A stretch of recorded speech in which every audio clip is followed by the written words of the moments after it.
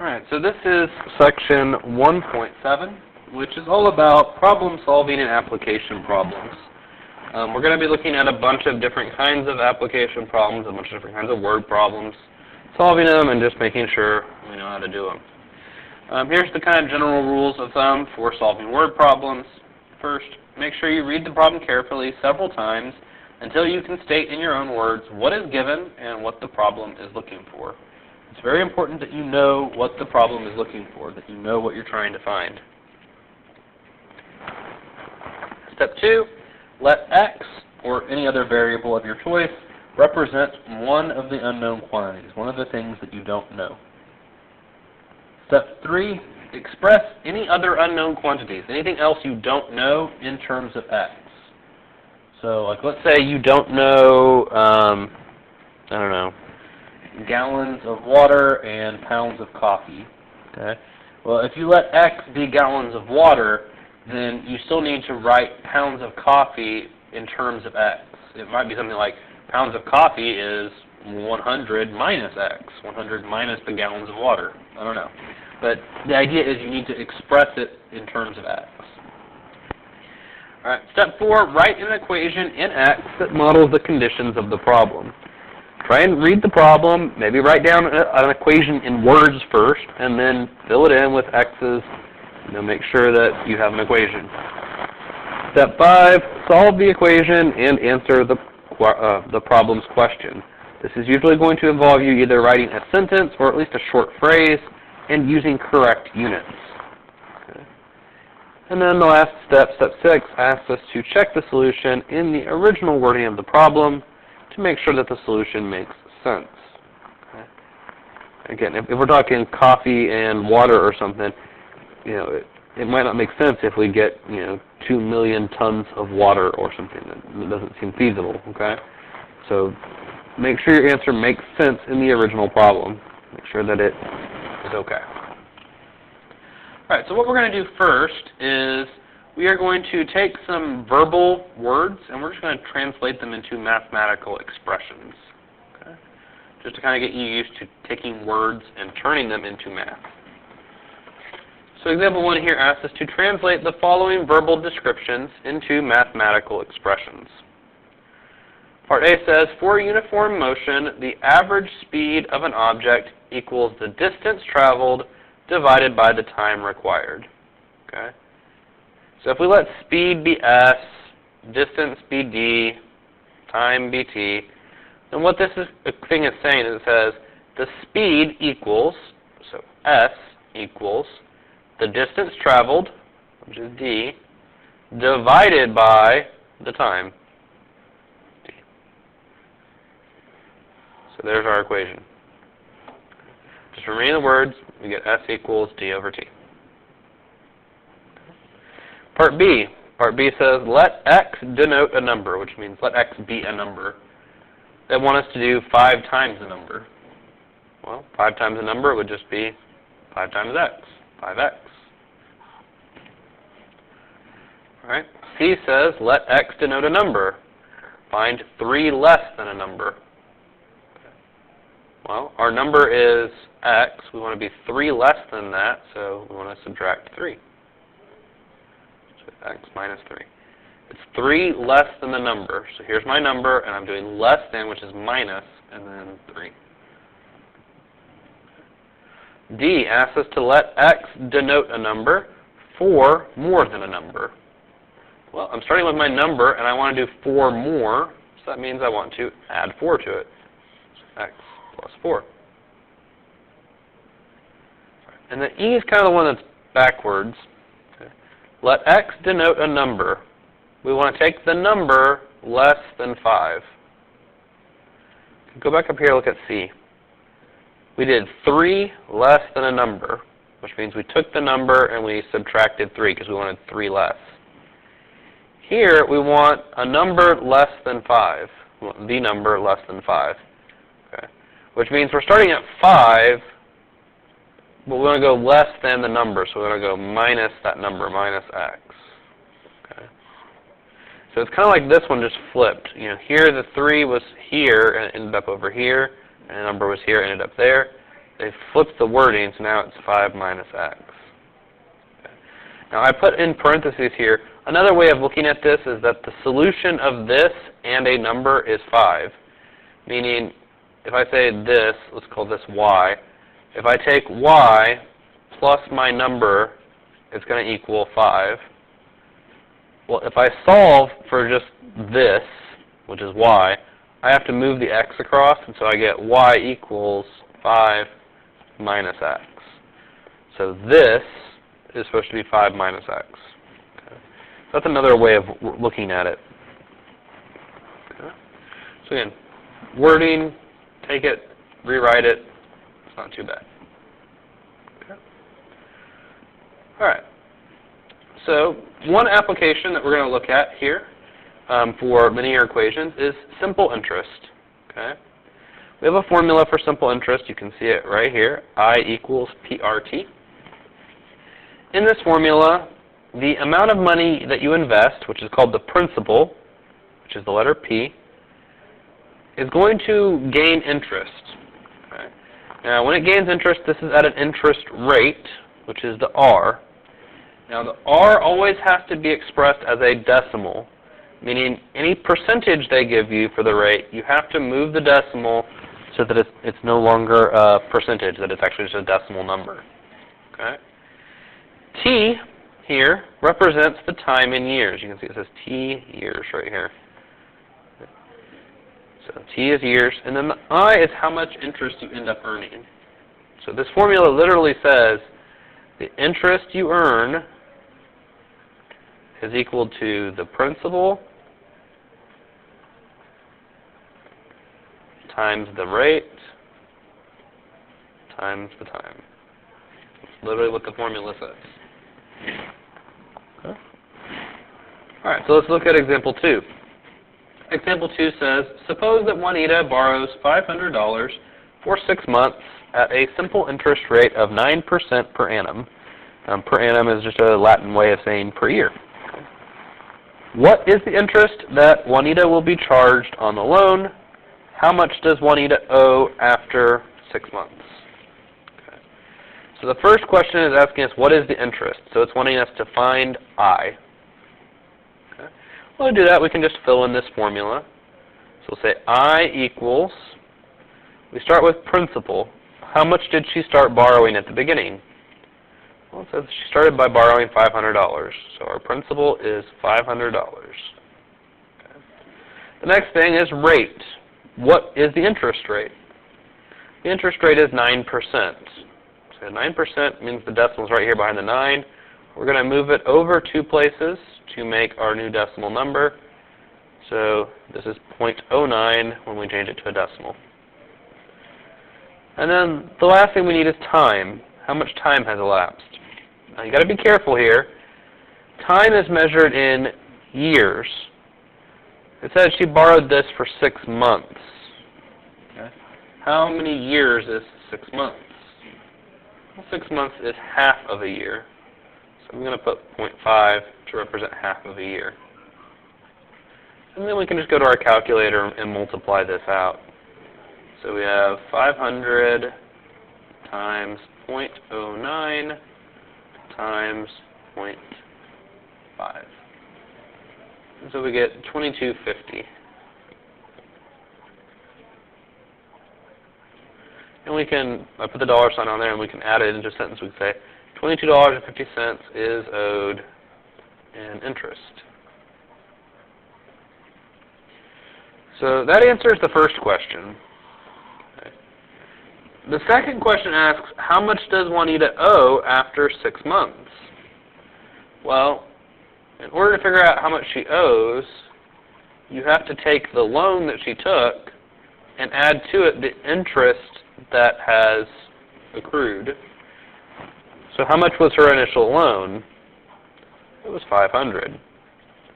How much interest has accrued? Well, we just did that. That was $22.50.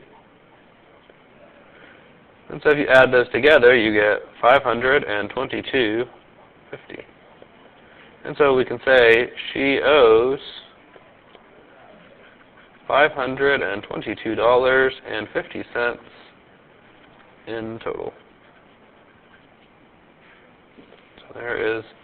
the amount that she owes. Okay.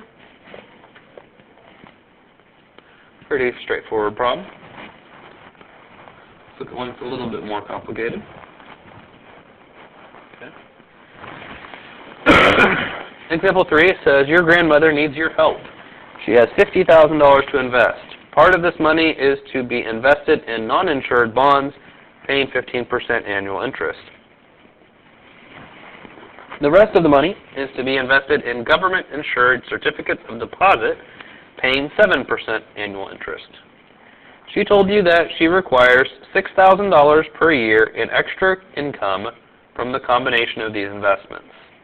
How much money should be placed in each investment? Okay. The important line is this one right here. She told you that she requires $6,000 per year in extra income. What that means is the interest from the bonds plus the interest from the CD, the certificate of deposit. When we add those two bits of interest together, she needs to end up getting $6,000 at the end. Well, we can calculate out the interest in each of these things, but first we need to establish a variable. Okay? Now, there are two things we don't know. We don't know how much money she put into bonds, and we don't know how much money she put into certificates of deposit. So we don't know those two things. So I need to pick one of them to make my variable. I'm just going to pick bonds because it comes first in the question. So over here I'm just going to say X equals bonds. Okay. So there's one of my unknowns, X equals bonds. But I have another unknown. I don't know certificates of deposit. Here's where the very first thing comes in. She has $50,000 to invest. How much did she invest in bonds? She invested X into bonds. So how much is left? Here's a more simple way. Okay. If I have $10 and I invest 2 of it in bonds, how much do I have left to invest in the certificates of deposit? 8. How did you figure it out? You took the total, 10, and you subtracted out how much I used in bonds. You subtracted out the 2, you got 8. Okay. Same thing works here.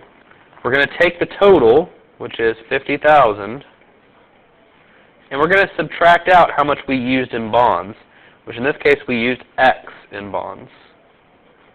And so that's going to equal our certificate of deposit. Okay. So X is bonds, 50,000 minus X is certificate of deposit.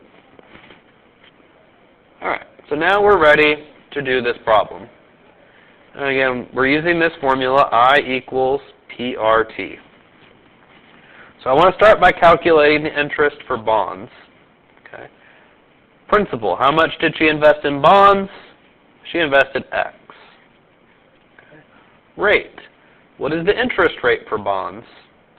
Bonds pay 15%, so that would be 0.15. Time, it says she needs this extra income per year, so the amount of time is 1 year. That's how long she has to make this money. Okay. So there's our interest we're going to get from bonds. Okay. I'm going to put a parentheses around this as well. Okay. All right, now we need to find interest from CDs. Okay, so we're going to use this formula again. Start with principal. How much did she invest in the CD? Over here we established she invested 50,000 minus X. Interest rate. What is the interest rate for the CD? The interest rate is 7%, so that's 0.07. And then lastly, time. Again, she needs this money in 1 year, so we're going to put 1. And then we know that when we add all that interest up, it needs to add up to $6,000. Okay.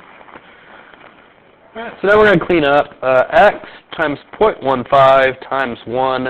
That's just going to give me 0.15x plus. Over here, 1 times 0.07 is just 0.07, but then that has to get distributed into this parentheses. So in my calculator, I'm going to do 50,000, and I'm going to multiply it by that 0.07, and that gives me 3,500. And then I'm going to have that 0.07 getting multiplied to the negative x, so that'll give me negative 0.07x equals 6,000. If I combine like terms here, I have 0.15 minus 0.07, so that's 0.08x plus 3,500 equals 6,000. Then we can subtract over the 3,500. So I've got 6,000 minus 3,500. So that gives me 2,500. And then I can divide that by 0.08.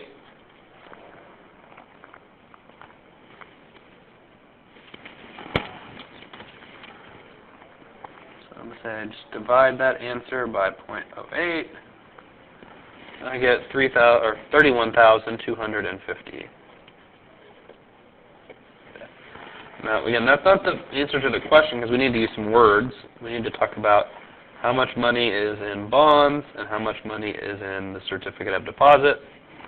Well, which one was X? X was bonds. So in bonds, we have $31,250. For CD, we do 50,000 minus that X. So I'm going to go back to my calculator. I'm going to do 50,000 minus, and I'm going to hit second negative to use that previous answer, so that way I don't have to retype it. And enter. And I get 18,750.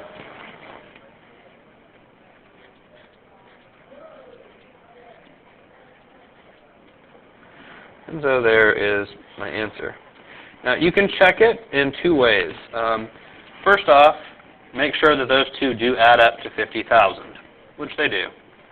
The second way you can check it is figure out how much interest you'd get from the bonds using your formula. So 31,250 times 0.15 times 1. There's how much I get from the bonds. Do the same thing with the CD, so 18,750 times 0.07 times 1. There's the interest I get from the CD. Add those two together, 4687.5 plus that answer. And hey, it does add up to the $6,000 that she needs. So you can kind of check it, kind of make sure it makes sense, make sure it works. Okay? Alright. The next type of thing we're going to look at is mixture problems. Mixture problems are pretty common. Sometimes you'll see things like oil refineries mixing two different types of fuel together to create a new hybrid fuel. Bakeries will often blend two or more types of flour to create flour for their bread. Coffee houses will sometimes mix blends of coffee to create specific blends that they want to have. So mixtures are an important thing. Now, one thing to know with mixtures in general, if you're talking about price and stuff, you usually want to multiply price and amount to figure out a total. So just kind of bear that in mind. Okay. All right, so let's look at an example here of a mixture problem. So it says that the manager of a Starbucks store decides to experiment with a new blend of coffee. She will mix some B-grade Colombian coffee that sells for $5 per pound with some A-grade Arabica coffee that sells for $10 per pound to get 100 pounds of the new blend. The selling price of the new blend is to be $7 per pound, and there is to be no difference in revenue between selling the new blend and selling the other types. How many pounds of the B-grade Colombian coffee and how many pounds of the A-grade Arabica coffee are required? Okay. So since they tell us there's no difference in revenue, what they're telling us is that the money we would get from just selling Colombian by itself Sorry, my board is acting up again.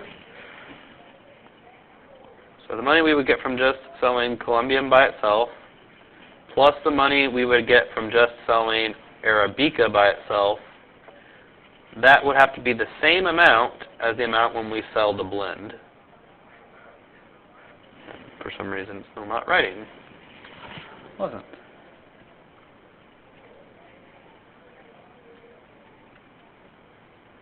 So that's what it means when it says there's no difference in the revenue. It means if I sold them separately and added that money we made together, it would be the same thing as if we sold the blend. Now, how do we calculate out the money? Okay. Well, you take the cost and you multiply it by the amount, and that gets you your money. Now, we have two different things we don't know. We don't know how much Colombian coffee, and we also don't know how much Arabica coffee we're using. So I need to pick a variable for one of those. I'm just going to start with Colombian because that's what they mentioned first. So I'm going to say X is Colombian. Okay. Now that I've established that, then I need to write Arabica in terms of X. And this kind of works the same way as our last problem. We have a total amount of pounds, 100. How much have we used for Colombian? We've used X. So that means that there is apparently a giant line. That means that there is 100 minus X available for the Arabica.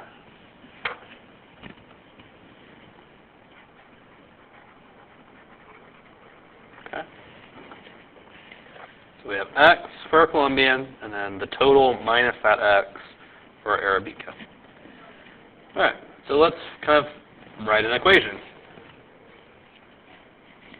So for Colombian, we want to do cost times amount. How much does the Colombian cost? Well, it says up here in the problem that the Colombian coffee sells for $5 per pound. So we have $5, and then we multiply that by the number of pounds. Well, for Colombian, we said that number was X. Plus. Now we look at Arabica. It tells us that Arabica sells for $10 per pound. So the cost is 10. The amount of pounds for Arabica was 100 minus X.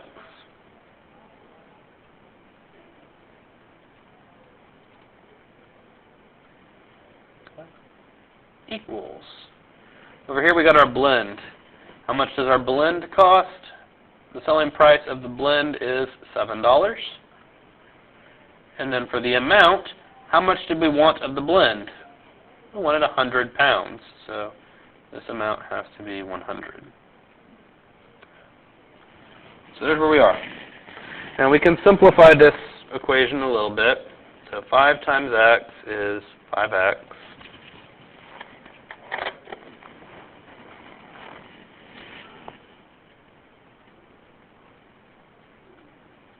Plus 10 times 100, that gives me 1,000. 10 times negative X gives me negative 10X equals 7 times 100 gives me 700. If we combine like terms on the left side, 5X minus 10X gives me negative 5X plus 1,000 equals 700. We can subtract the 1,000 across, so negative 5X equals 700 minus 1,000 is negative 300. And then we can divide both sides by 5, so it would be 60. Okay. So X is 60. What is X again? X is our Colombian. So we can say for the Colombian, we are doing 60 pounds. And then for the Arabica, we know the Arabica is 100 minus X. So 100 minus 60 is 40 pounds. And so there is our answer. Again, you can check this by figuring out how much money you'd make on each one. Okay, so Colombian sells for $5, and we said that we were doing 60 pounds of it. Plus, Arabica sells for $10, and we said we were going to do 40 pounds of it. So here's how much money we're going to make if we do it separately. 700. Okay. Now, if we blend, our blend is $7 per pound. We multiply it by the 100 pounds of the blend. We also get 700. So they do match. So we can check. Our answer is reasonable. 60 pounds Colombian coffee, 40 pounds Arabica coffee. That'll make it so that we can sell this blend for $7 and make the same amount of money. Okay? All right. So that's mixtures. They all kind of work the same way, pretty much.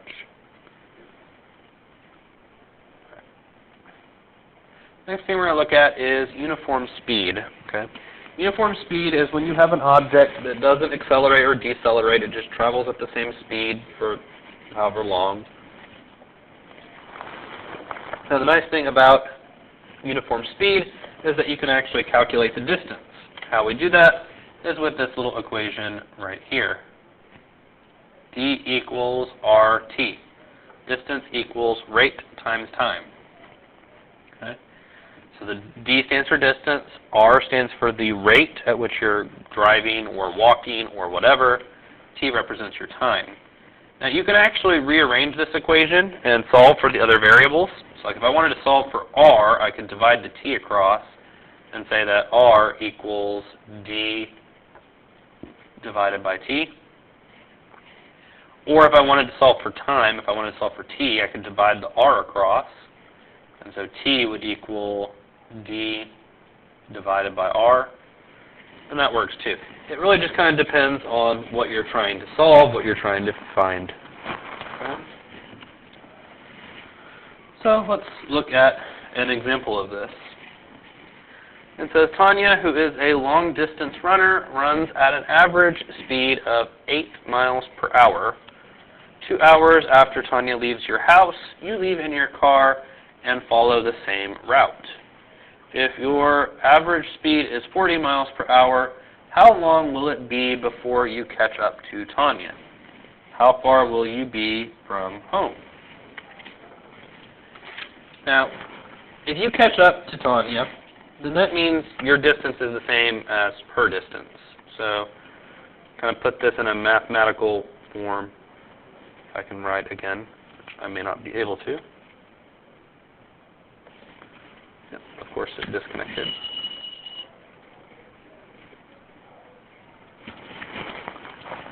So if we try to write this in a mathematical form, what we would say is that your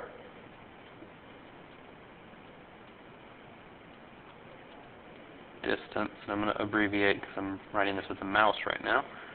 So your distance would have to equal Tanya's distance if you catch up to her. Okay.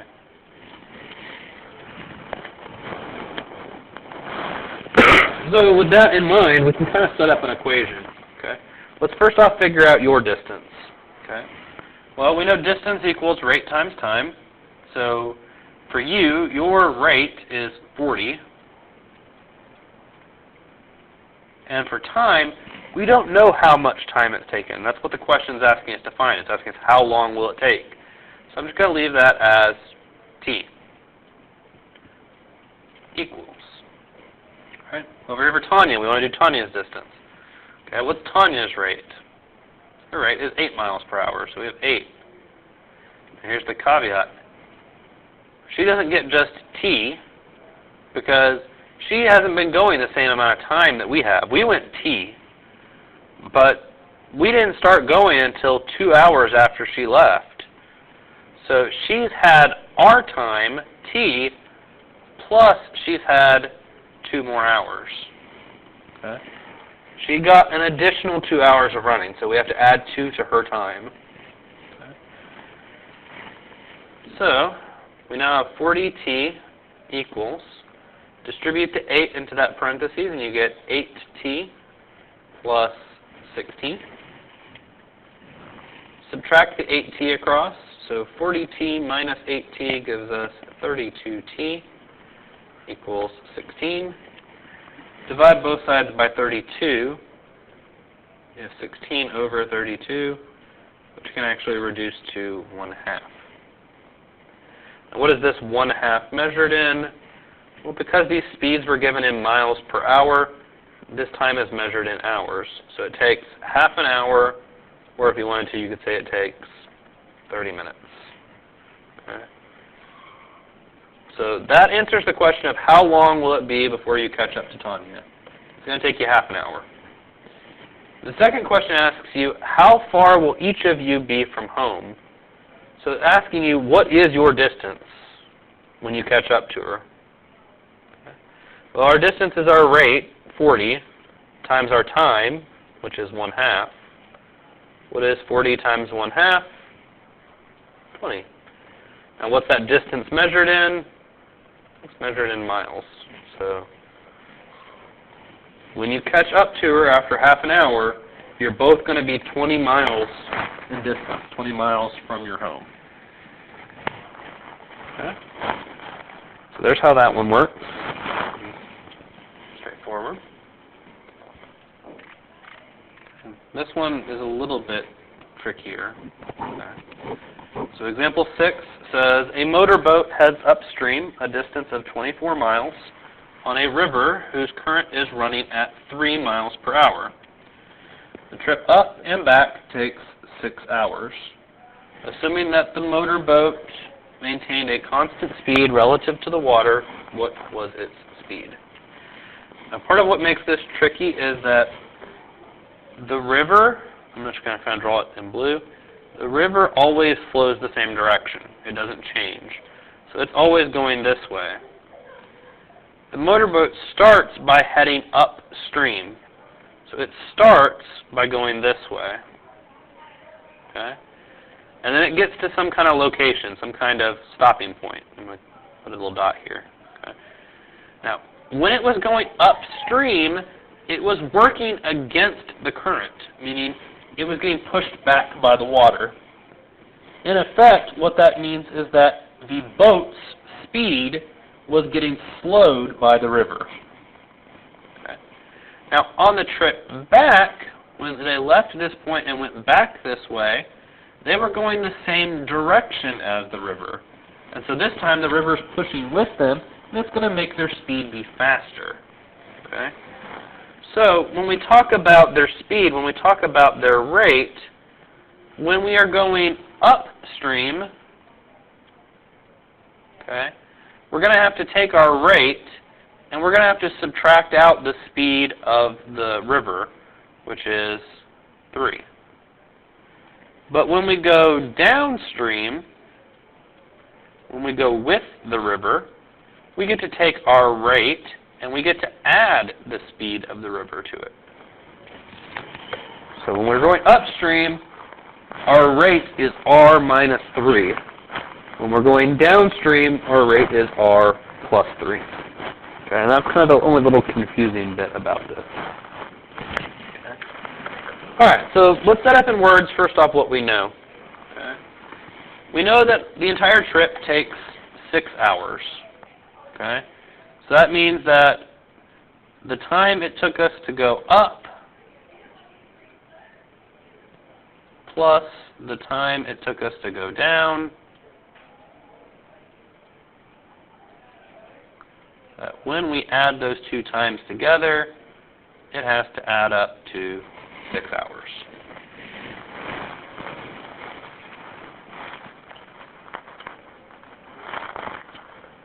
Okay.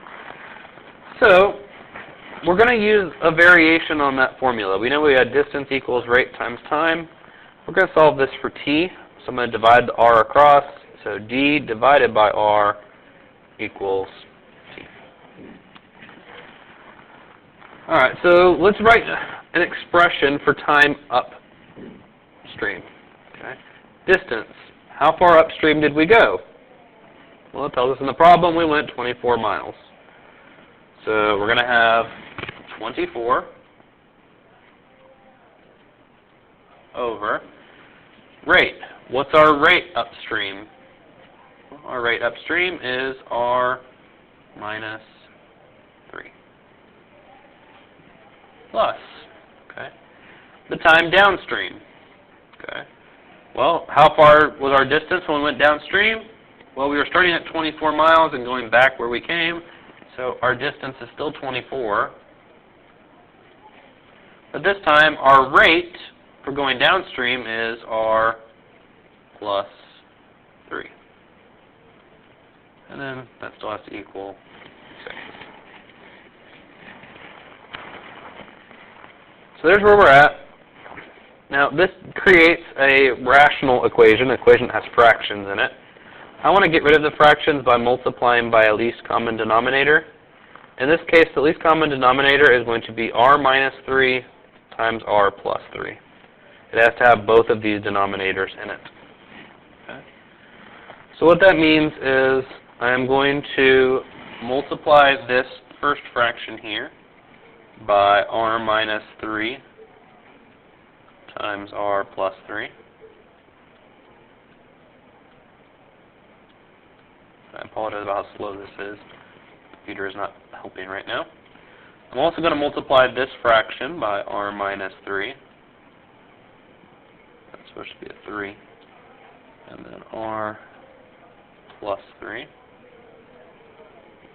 And then I'm also going to multiply this 6 by r minus 3 times r plus 3. Now, the nice thing that happens, of course, is that, with the fractions, things will cancel out. So in this first fraction, the r minus 3 and r minus 3 can cancel out. So I have 24 times r, which gives me 24r. And then 24 times 3, I don't know off the top of my head, but I can figure that out in my calculator. 24 times 3 is 72. So I'm going to have plus 72. Right. Over here, on the second fraction, the r plus 3's can cancel out. And so what I have is 24 times r, which is 24r. And then I have 24 times negative 3, which will give us negative 72. Equals. Okay. On this side, I'm going to leave the 6 alone for just a second. And I'm just going to multiply these two things together. R minus 3 times R plus 3. R times R gives me R squared. R times 3 gives me 3R. Negative 3 times R gives me negative 3R. If I have a positive 3R and a negative 3R, those are going to combine together and cancel out. And then I'll have negative 3 times positive 3, which will give me a negative 9. Okay. Right. Combine like terms on the left-hand side. 24R and 24R makes 48R. 72 and negative 72 cancel each other out. And that equals 6 times R squared minus 9. Now, you could distribute the 6 in, but I'm going to do something a little different. I'm just going to divide both sides by 6 to get rid of it. When I do that, 48R divided by 6 just gives me 8R. And then here the 6 is canceled, so I just have R squared minus 9. Now this is a quadratic because of the R squared, so we're going to need to move the 8R over so that we have 0 equals R squared minus 8R minus 9. And then at that point, you can either factor or use the quadratic formula. I am just going to factor it.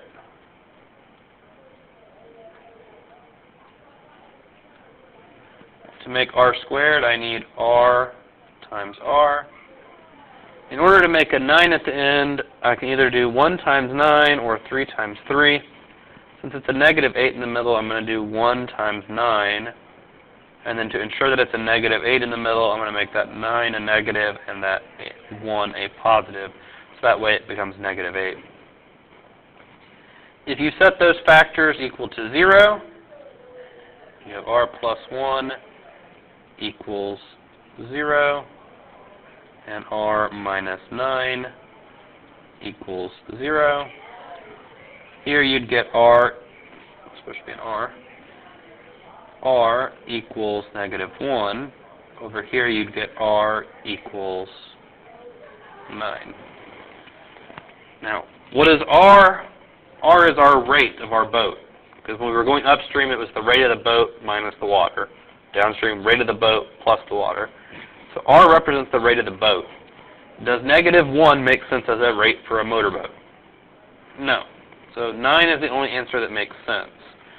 So we would say the rate is 9, and then we need to put a unit on it. Well, we're going miles and hours, so this would be 9 miles per hour. Or you could put MPH if you prefer that abbreviation. So there's the speed of our boat. We have to go 9 miles per hour in order to make it work. Okay. Now you can check yourself. Okay.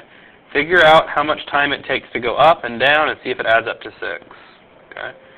For our time upstream, we would do 24 divided by parentheses 9 minus 3. Because that's our speed of our boat, and we're subtracting out the water. Okay. So there we go. That means upstream it took us 4 hours. Okay. Let's look at downstream. 24 divided by, here's our rate of the boat, 9, plus the speed of the water, because we're going downstream. So 9 plus 3, we get 2. Is 4 plus 2 6? It sure is. So it does work. And check yourself. Alright, so that's another kind of problem you can look at for doing distances and rates. Alright, the last thing we're going to look at is work. Okay. So when we talk about work, we're kind of talking about how much of a job can you do at a given time. Okay.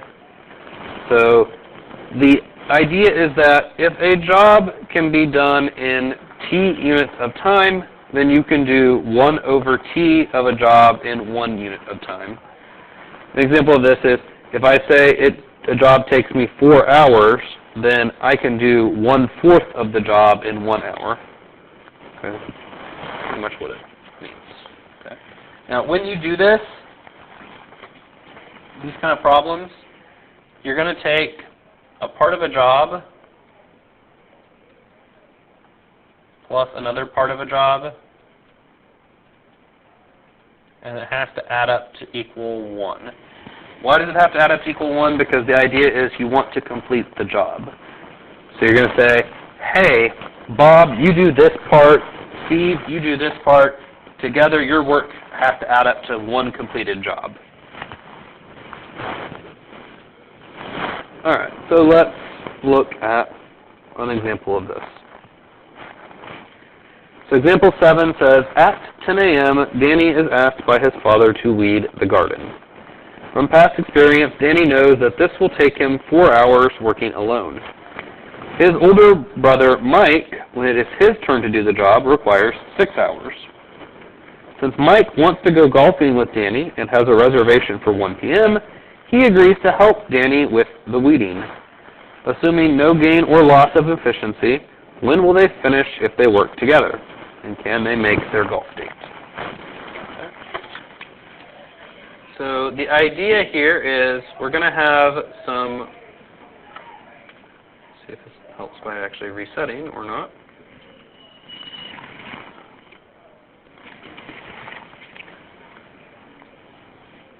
So we're going to have some work. I apologize, this is just terrible. The computer is not being pleasant today. So we're going to have some work being done by Danny. I'm sorry, that looks like Panny now, but or Pammy. That's what happens when the computer doesn't help. So we're having some work done by Danny, and we're having some work done by Mike.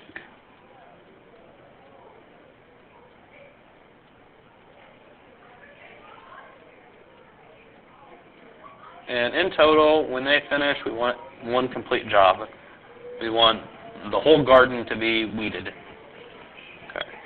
Now, in order to figure this out, we have to figure out how fast each guy works. Okay. Danny takes 4 hours. So that means he can do 1/4 of the job every T hours. Okay. T represents how many hours he works. If we multiply that by 1/4, that tells us how much of a job he can do. Okay. So if he works for 2 hours, he would do 2/4 or 1/2 of a job. If he works for 3 hours, he would do 3/4 of a job. If he works for 4 hours, then he would do 4/4, which is one complete job. Okay. So that's his work being done. This is his rate that he works at, 1/4 of a, garden per hour, and then we're multiplying it by how many hours he works, T.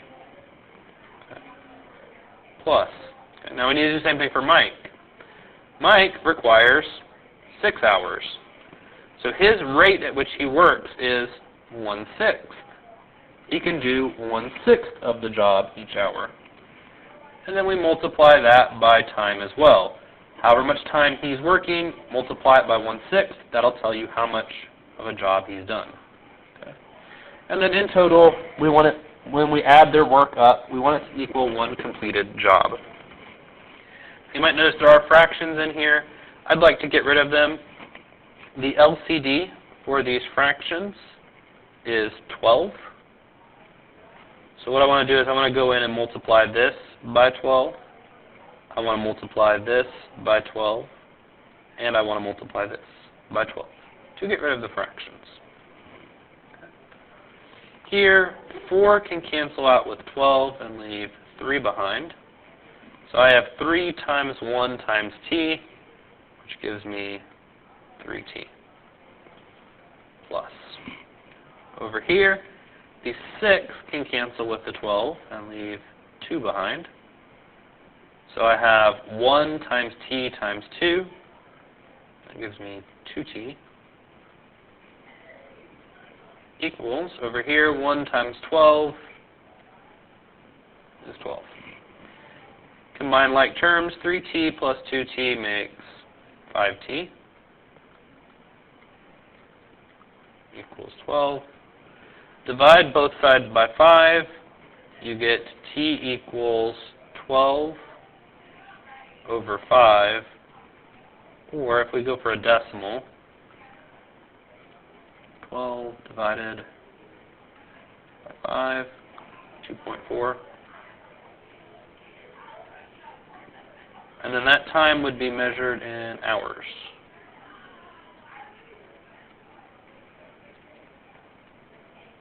Okay. So there we go. This is how long it takes them to do the job. It takes them 12/5 or 2.4 hours if they're working together. Then we can answer the second question. Can they make the golf date? Well, he's starting at 10 a.m. We're adding 2.4 hours.